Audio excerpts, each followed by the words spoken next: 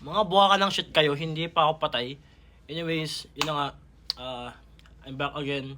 Pero I think it's a non-fragrance and fragrance content. So yun na nga. Thank you nga pala, 5,000 followers tayo. Meron akong gagawin next time, pero hindi po na sa ngayon. So yun. As you may know, I started doing skincare more on face. Kasi nga lang, nagka-pimple ako dito. Tapos kinagat pa ako ng ipis. So namamagayo ang labi ko. So yun na nga, I'm using Cetaphil and other facial and skincare things. So thank you sa mga nagbigay sa akin ng tip. But yeah, samahan niyo ako ngayon para sa isa rin sa pagpapa-improve sa akin. I will go to the gym. Medyo expensive siya na gym. So let's see kung ano nga ba yung mga benefits niya. Ano nga ba yung mga kagandahan na makukuha ko doon instead of going to a normal gym. Alam ko, sabihin sa akin, beginner ka pa lang naman, ba't hindi ka magpunta sa mga normal na gym?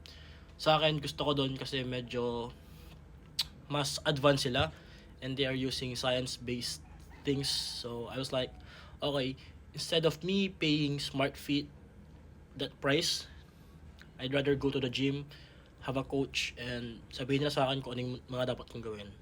Anyways, yung skincare ko, as you can see, diba? Anyways, samahan nyo ako ngayon, punta tayo sa gym. Let's go. Anyways, set of the day natin ngayon would be Imi Rich Santal. Because I wanna smell manly, woody, and leathery today. So, let's just spray 3. 3 lang nilagay ko dito eh. Anyways, yun lang. Anyways, I don't suggest Santal 33 or any Santal 33 clone or inspired to be used by students since it's too woody, leathery, and powdery. And hindi siya magugustuhan ng karamihan. Baka sabihin nila babaho or amoy plywood ka. Pero pag sa mga nakakatanda, I think magugustuhan nila. But if you're that kind of someone na student pa lang and you want someone to compliment you with that, malabo. Kasi acquired taste siya or acquired scent to be exact. Anyways, samahan nyo ulit yun. Punta tayo sa gym. So, ayun na nga. Nakarating na ako dito sa Anytime Fitness, Dagupan. Ako lang nag-iisang nakamotor. Lahat sila nakakotse. My God. And then yun. Pumasok na ako. They explained to me the terms and conditions. Ano nga ba yung mga benefits and everything. So I think I like it here. Mas prefer ko siya. And yun, ito yung key fob ko.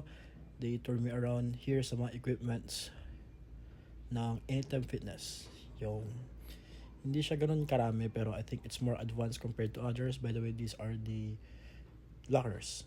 And then yun, umalis na agad ako. Hindi na ako nagtagal. So yun na nga, tapos na. And I think it's good. It's good. It's more advanced than any other gyms. So good. So yun, umuwi na ako. Sabi ko Friday na lang mag-i-start since medyo hectic pa talaga yung schedule ko. Nakapag-register na ako. I also have my key fob. So Friday na start yung content natin.